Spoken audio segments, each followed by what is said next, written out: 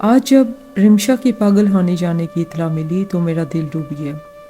एक बार कसम खाई थी कि अपनी इस खालाजाद बहन से कभी ना मिलूंगी, मगर आज खुद इस कसम को तोड़ दिया और उससे मिलने को बेकरार हो गए। बहरहाल ये इन दिनों का जिक्र है जब हम गुजरावाला के एक गांव में मुकीम थे। मेरी खाला अम्मी से 2 बरस छोटी थी और नाम शहाना था। इनके शोर को अरसा से टीबी का मर्ज लाहक था। ये मुतवस्त कराने से तलक रखते थे। रफ्ता रफ्ता हालू की सेहत जवाब दे गई और वो इस रोग के बायस काम काज से महरूम हो गए। वो सारा दिन बिस्तर पर पड़े रहते। बीवी और बच्चियां खिदमत करती। जरिए आमदनी कोई ना रहा कि कुंबे का सरबराह तो अलील था। 4 बच्चे थे, 2 बेटे और 2 बेटियां। इनकी जिम्मेदारी भी हाला शाहाना के नातवा कंधों पर थी। हालात ऐसे हो गए कि चूल्हा ठंडा रहने लगा। तब खाला जान लोगों के घरों में मेहनत मजदूरी करने निकली। किसी के घर की रजाइयाँ सीती और किसी का अनाज फेंकती, किसी के मलबूसा सिलाई को करने को लाती। गर्ज इस तरह वो अपने बच्चों की ज़रूरियात पूरी करने लगी। इस कलील आमदनी में बीमार शोर का इलाज मुआवजा लाजम था। उनको परेशान देखकर अम्मी जान का दिल करता बहाने बहाने जाती और कुछ ना कुछ सौगात दे आती ताकि हाला शहाना की मदद हो जाए, जिस पर हाला अम्मी की मशहूर रहती थी कि बुरे वक्त में अपने ही काम आते हैं। इन्हीं दिनों बड़ी बेटी रमशा ने मिडल का इम्तिहान पास किया था। वो गवर्नमेंट हाई स्कूल जाना चाहती थी, मगर हालात की वजह से तालीम को खैरबाद कहना पड़ा। तब भी पड़ोसन की वसातत से उसे एक फैक्ट्री में मुलाजमत मिल गई। रिमशा इन दिनों बामुश्किल 15-16 बरस की थी जब वो पहली बार फैक्ट्री में काम करने गई। आप समझ सकते हैं 15-16 बरस की कम सिन बच्ची में क्या अक्ल होती है। बेशक वो ज़हीन थी मगर तजर्बाकार ना थी। ज़माने की ऊंच नीच को नहीं समझ सकती थी। तब ही बह गई। बहन भाइयों से कम शक्ल थी। वो सिर्फ कबूल सूरत थी, जबकि खाला जान के बाकी तीनों बच्चे खूबसूरत और गोरे चिट्टे थे। खुदा जाने शहाना किस पर गई थी। रंगत सावली मगर कद काठ खूब शानदार था। इसको बचपन से यही कॉम्प्लेक्स था कि वो खूबसूरत नहीं है। यही वजह थी कि वो खुद को बना सवार कर रखती और शौक रंग के लिबास पहनती ताकि नुमाया नजर आए। रिश्तेदार लड़कियां उसे फैशनेबल समझती थी। गुर्बत के बावजूद वो गरीब घर की नहीं लगती थी। जिस फैक्ट्री में काम करती थी वो घर से 1 मील के फासले पर थी। ये फासला वो पैदल ही तय करती थी। तीनों बहन भाई छोटे थे और सरकारी स्कूल में ज़ेर तालीम थे।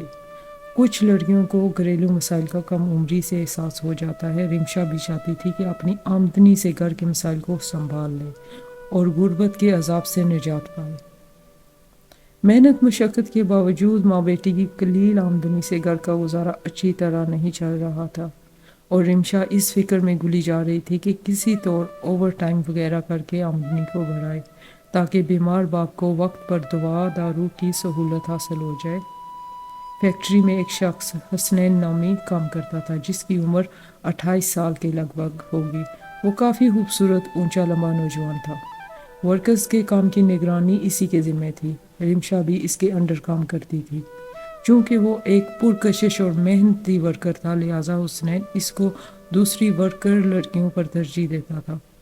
यूँ दोनों का एक ज़हनी रिश्ता कायम हो गया। जो बात हुसनैन समझाता दूसरे से पहले रिमशा समझ जाती। होते होते दोनों में इपनायत बढ़ती गई। एक दिन रिमशा ने हुसैन को अपने मसाइल से आगाह कर दिया और इस्तदा की कि वो इसको फैक्ट्री में ओवर टाइम दिलवा दे ताकि आमदनी मज़ीद बेहतर हो जाए। हुसैन ने वादा किया कि वो मैनेजर से बात करेगा। यूं कोशिश करने से रिमशा को ओवर टाइम तो मिल गया, मगर अब ड्यूटी के इख्तिताम पर रात हो जाती तो घर वापस लौटने का मसला खड़ा हो गया। वो अकेली रात के वक्त घर जाने से डरती थी। उसने अपने खौफ का जिक्र हुसनैन से किया तो वो बोला, मैं भी इसी टाइम छुट्टी करके घर जाता हूँ और मेरे रास्ते में तुम्हारा घर है। मैं तुमको रोज़ घर छोड़ दिया करूँगा। अंधा किया चाहे 2 आंखें। वैसे भी रिमशा हुसनैन को पसंद करती थी। उसने हामी भर ली। दोनों को रोज़ बवक्त छुट्टी एक साथ फैक्ट्री से निकलते। हुसनैन कभी मोटरसाइकिल पर और कभी पैदल रिमशा को घर छोड़ने जाता। اس بات پر خالہ کو تو اعتراض نہیں ہوا، لیکن کچھ پڑوسیوں کو اعتراض ضرور تھا، اور رشتہ دار بھی چہ بچہ تھے جن میں میرے والدین بھی شامل تھے۔ ان کو اعتراض تھا کہ رمشا ایک غیر لڑکے کے ساتھ کیوں موٹر سائیکل پر گھر آتی ہے، بہتر ہے کہ وہ یہ ڈیوٹی نہ کرے اور وقت پر گھر آ جایا کرے، جبکہ رمشا کا کہنا تھا کہ اس کے گھریلو مسائل کا حل تو اسی کو نکالنا ہے۔ لوگ اعتراض کرنا جانتے ہیں مگر مدد کرنا نہیں جانتے، اور اگر کوئی مدد کرنا چاہے تو اس کو نشانہ بنا دیتے ہیں، لہٰذا اس سے کسی کی پرواہ نہیں ہے، کیونکہ حسنین ایک اچھا انسان ہے اور فیکٹری میں اس کا سپروائزر ہے۔ اگر اس نے بڑائی کرنی ہوگی تو کیا فیکٹری میں کوئی اس کو روک سکے گا؟ بڑی باتیں ہوئیں، مگر رمشا نے ہر کسی کے اعتراض اور بدگمانی کو پس پشت ڈال دیا، کیونکہ اس کو اپنے کنبے کے دن بدلنے کا جنون تھا۔ وہ قسمہ پرسی کی زندگی گزار رہا تھا، جبکہ باقی رشتہ دار کھاتے پیتے اور خوشحال تھے۔ ان کی خوشحالی اسے احساس کمتری کے سمندر میں دھکیل دیتی تھی۔ جب دو جوان سال فرد ملتے ہیں تو آپس میں اپنائیت لازم ہو جاتی ہے۔ مخالف جنس کی صورت میں اپنائیت کوئی دوسرا رخ بھی اختیار کر سکتی ہے۔ رمشا اپنے سپروائزر کو گھر کا حال احوال بتاتی تو آزردہ بھی ہو جاتی تھی۔ اس کی آزردگی حسنین کا دل گداز کر دیا کرتی، یوں وہ اس کا اور زیادہ خیال کرنے لگا۔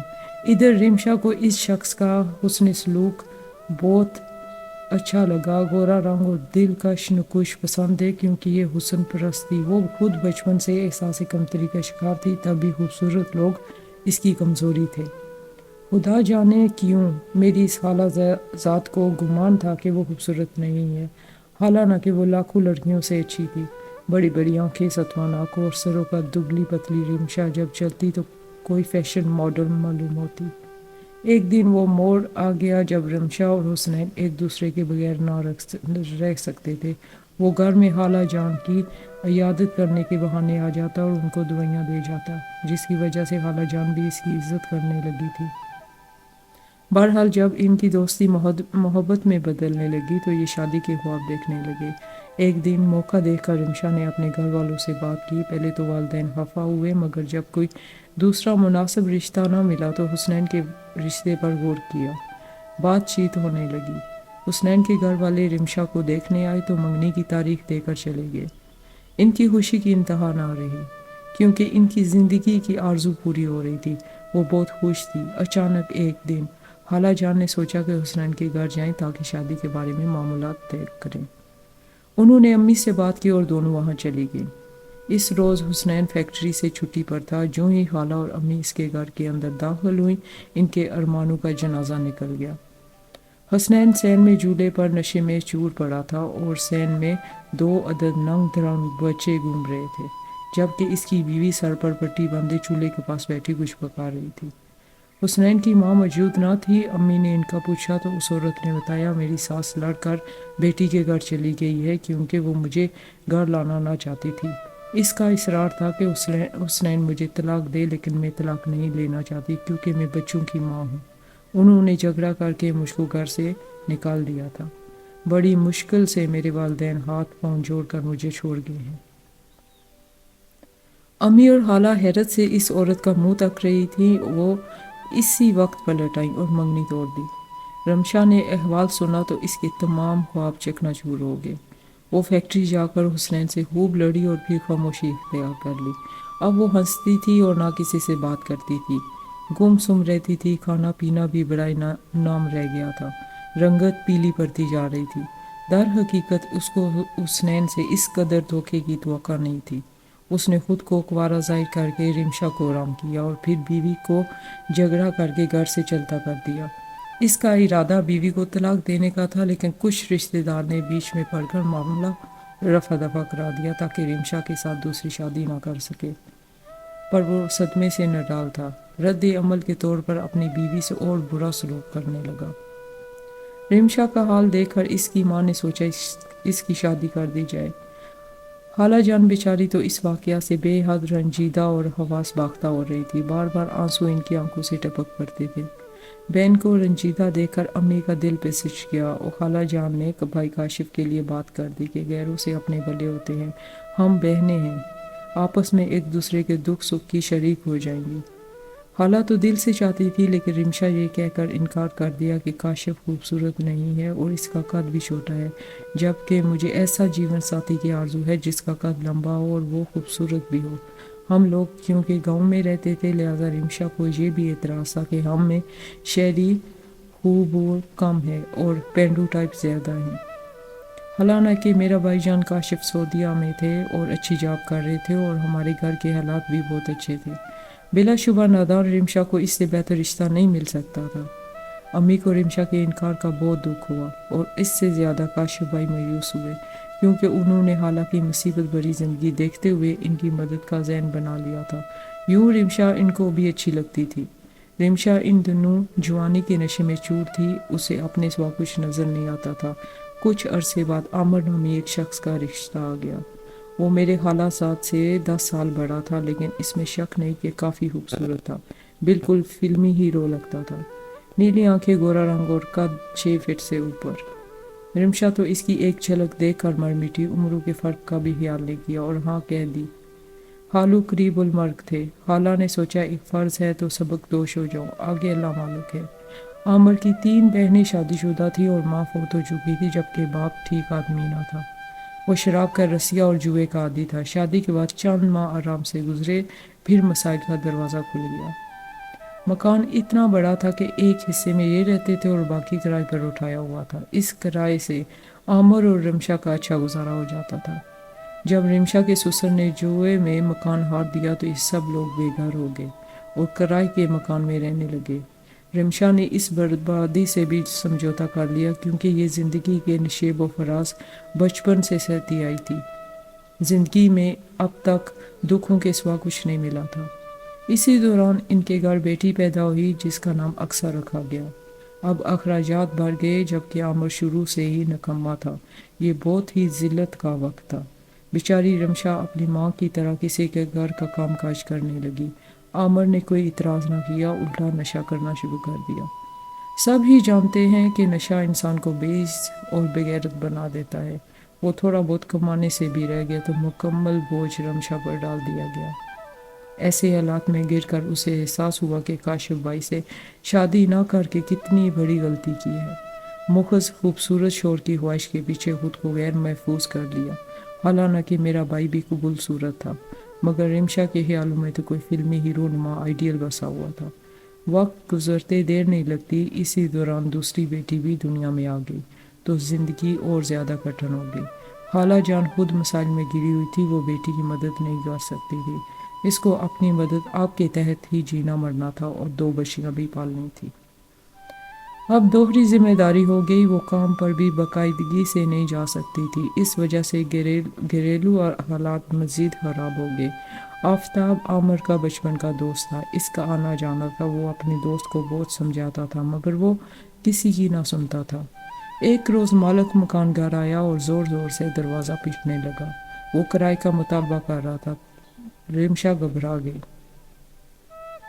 वो दरवाजे पर खड़ी इससे मोहलत मांग रही थी। इसी दौरान आफताब आ गया।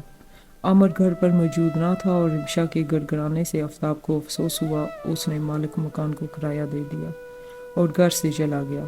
अब आफताब अक्सर आने लगा। वो बच्चियों को बिलकता देखता कि रंजीदा हो जाता।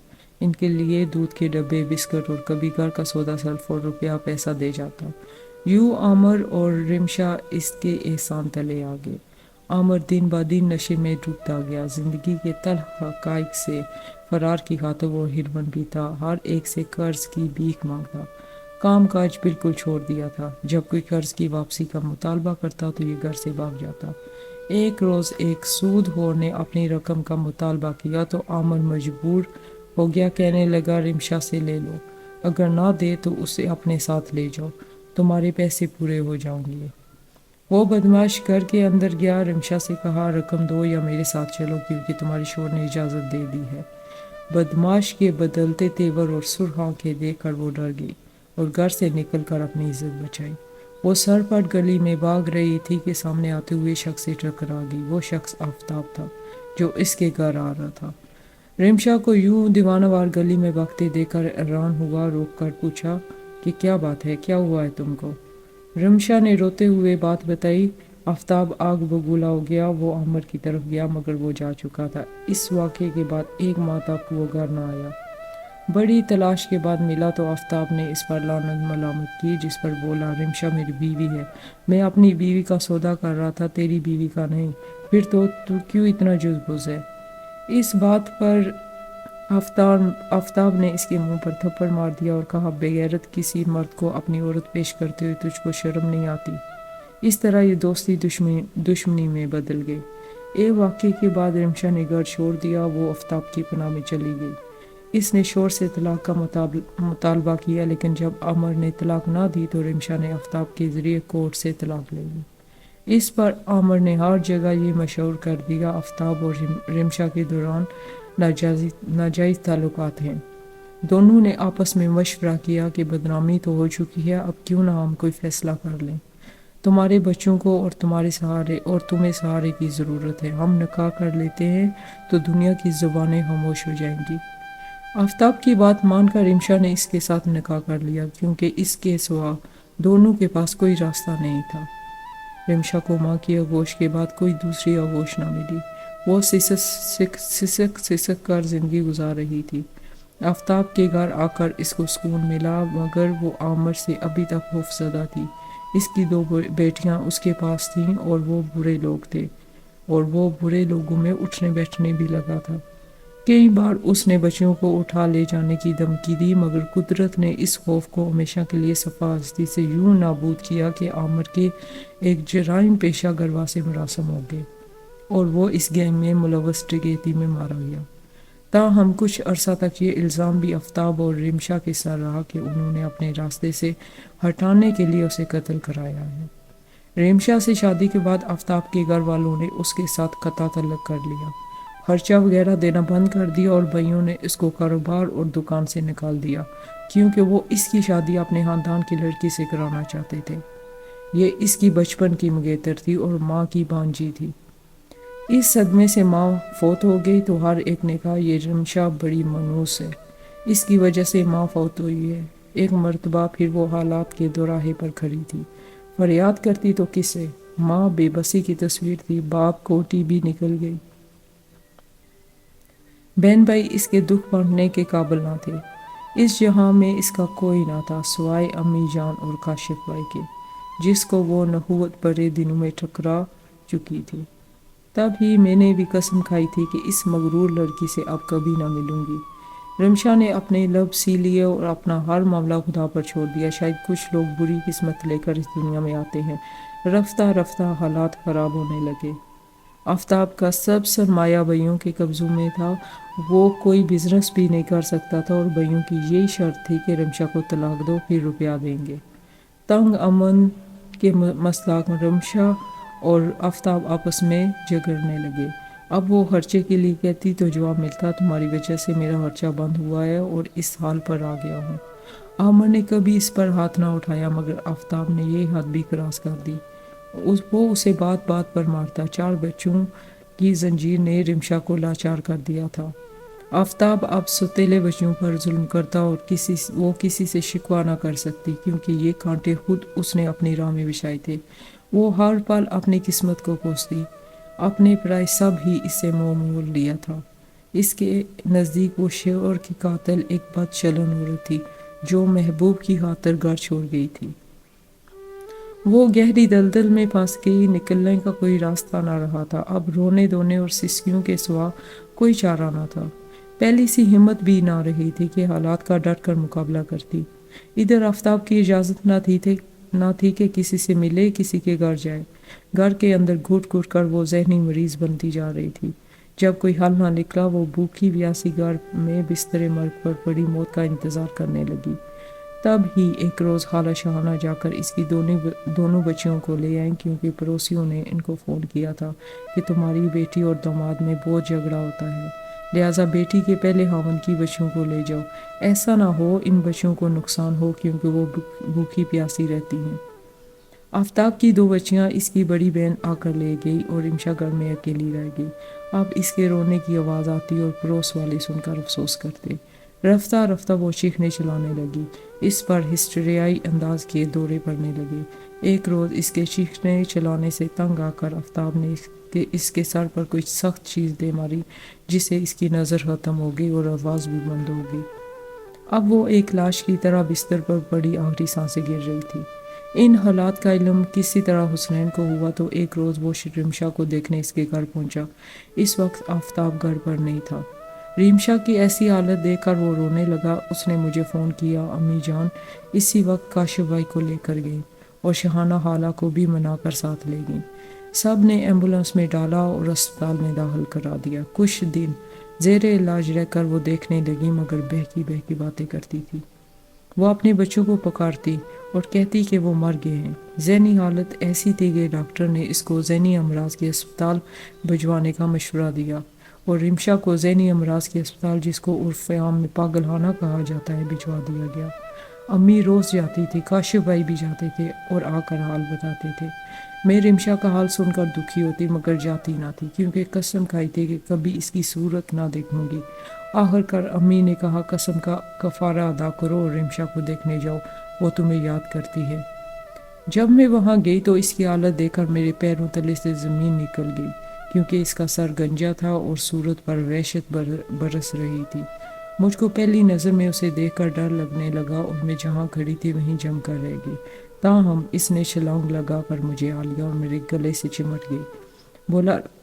بولا راشی ڈرو نہیں، میں اب بالکل ٹھیک ہوں اور ہر بات سوچ اور سمجھ سکتی ہوں۔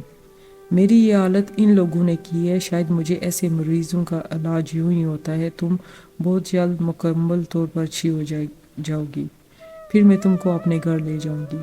وعدہ کرو تم مجھ کو میرے بچوں سے ملاؤ گی۔ وعدہ رہا۔ میں نے اس کے بڑے ہوئے ہاتھوں کو تھام لیا۔ جب اس نے کہا وعدہ کرو روز آیا کرو گی، یہ بھی وعدہ رہا۔ افسوس کہ اس کی زندگی کے دن تمام ہو چکے تھے اور میں دونوں وعدے نہ نبھا سکی۔ ایک روز جب کہ نرس اس کو دوا کھلانے گئی، وہ اپنے بستر پر آرام سے آنکھیں موندے پڑی تھی، لگتا تھا سو رہی ہے۔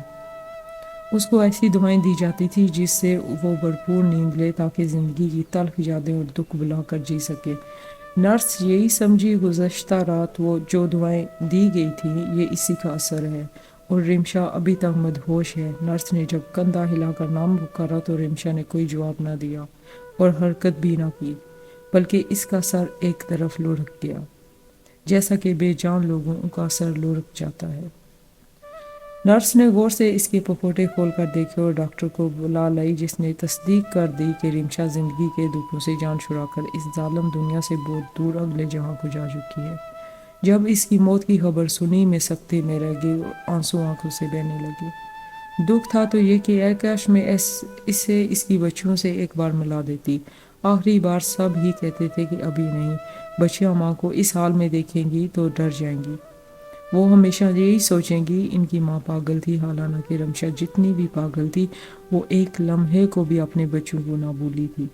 ہمارے وطن میں غربت کی شرح بہت بڑھ گئی ہے اور جو طبقہ عوام کو غربت کی لکیر سے نیچے زندگی گزارنے پر مجبور کر رہا ہے، دراصل رمشا اور ایسے بہت سے معصوم انسانوں کا اصل قاتل وہی طبقہ ہے۔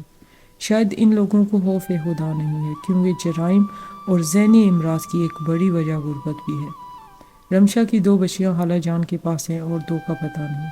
یقیناً ان کو ان کے ددیال والوں نے پالا ہوگا کیونکہ وہ بیٹیاں آفتاب سے تھیں، لہٰذا خالہ جان نے ان سے ملنے کی کوئی کوشش نہیں کی کیونکہ وہ آفتاب سے اب کوئی واسطہ نہیں رکھنا چاہتی تھی۔ خدا ایسی تقدیر کسی کی نہ بنائے جیسی رمشا کی تھی۔ امی اور خالہ کہتی تھی میں سوچتی ہوں اگر رمشا میرے بھائی کاشف کا رشتہ قبول کر لیتی تو کیا پھر بھی اس کی تقدیر ایسی ہی ہوتی۔ اچھا تو سامعین، یہ تھی رمشا اور اس کی کہانی۔ بہت دکھ ہوا، بیچاری کے ساتھ بہت برا ہوا، لیکن جب ہم اپنا آئیڈیل سوچتے ہیں تو ہم کو صرف شکل نہیں دیکھنی چاہیے، ہم کو ان کا کریکٹر بھی دیکھنا چاہیے۔ اس نے شکل مانگی تھی تو دونوں ہی بار اس کی قسمت میں شکل اچھی تھی لیکن کریکٹر وائز دونوں ہی بندے اس کو خراب ملے تھے۔ تو میرا پرسنلی ماننا یہ ہے کہ اگر کسی بندے کی عادتیں بہت اچھی ہوں تو اس کی شکل خود بخود آپ کو اچھی لگنا شروع ہو جاتی ہے۔ تو اگر عادتیں خراب ہوں، وہ کتنا بھی خوبصورت بندہ ہو، آپ کبھی بھی اس کی شکل آپ کو نہیں اچھی لگے گی. سو آپ ہمیشہ کریکٹر بھی دیکھا کریں، صرف شکل کے اوپر جا کے اپنی زندگی کے فیصلے کرنا یہ اچھی بات نہیں ہے، کیونکہ کریکٹر لاسٹ کرتا ہے. شکل تو 1 2 3 سال یا 5 سال کے بعد شکل تو تبدیل ہونا شروع ہو جاتی ہے، لیکن کریکٹر جو ہے، اگر آپ کا کریکٹر مضبوط ہے تو وہ لاسٹ کرتا ہے، تو وہ آپ کو سکون بھی دیتا ہے. اگر اس کو کوئی کریکٹر والا بندہ ملتا تو شاید یہ خوش رہتی، لیکن یہ اپنے نصیب سے مل چکی تھی. تو نصیب ہمیشہ دعا سے بدلتا ہے، تو آپ اپنے اچھے نصیب کی دعا کیا کریں، کیونکہ جو نصیب میں لکھا ہے وہ تو آنا ہے. کچھ لوگ کہتے ہیں جی نصیب میں لکھا تھا یہ وہ، لیکن آپ اپنی دعا سے نصیب کو بدل بھی سکتے ہیں. تو اپنی دعا کیا کریں اور اس پہ اسٹرانگ ایمان رکھا کریں کہ اللہ تعالیٰ وہ سنیں گے. دعا کرنے کے بعد فوراً بعد یہ نہیں کہہ دیا کریں کہ او قبول پتہ نہیں ہوگی نہیں، لیکن ایسے چیز نہیں کیا کریں. آپ اس پہ اسٹرانگ اپنا ایک بلیو رکھیں کہ میں نے دعا کی ہے، اس کو بس ایک سائڈ پہ رکھ دیں، اس پہ سوچنا چھوڑ دیں، بس وہ اللہ تعالیٰ قبول کریں گے انشاءاللہ، اگر آپ کے حق میں بہتر ہوئی تو. ورنہ آزمائشیں تو دنیا میں ہر کسی پہ ہیں، کوئی بھی انسان خالی آزمائشوں سے نہیں ہے، سب پر ہی آزمائشیں. ہمیں لگتا ہے وہ بڑا خوش ہے، وہ بڑا آسودہ ہے، نہیں، اس پہ آپ کو وہ نہیں پتا ہوتا کہ اس پہ کیا آزمائش ہے. کبھی کبھی دولت بھی آزمائش بن جاتی ہے، کبھی کبھی اولاد بھی آزمائش بن جاتی ہے، اور یہ آزمانے والی چیزیں ہیں. بہن بھائی بہت زیادہ ہونا وہ بھی آزمائش میں آ جاتا ہے، بندہ اکیلا ہونا بھی آزمائش میں ہے. سو یہ چیزیں ہوتی ہیں، لیکن جب آپ اپنا لائف پارٹنر چوز کرتے ہو تو آپ خاص کر اس بندے کا کریکٹر دیکھا کرو کہ اس کا کریکٹر کیسا ہے، وہ دوسرے بندوں کے ساتھ کیسا ہے. تو اتنا تو ہر کوئی سوچ سکتا ہے. تو چلیے ملتے ہیں کسی اور کہانی میں انشاءاللہ، اور اپنا خیال رکھیے گا. تب تک میں لیتی ہوں اجازت. خدا حافظ.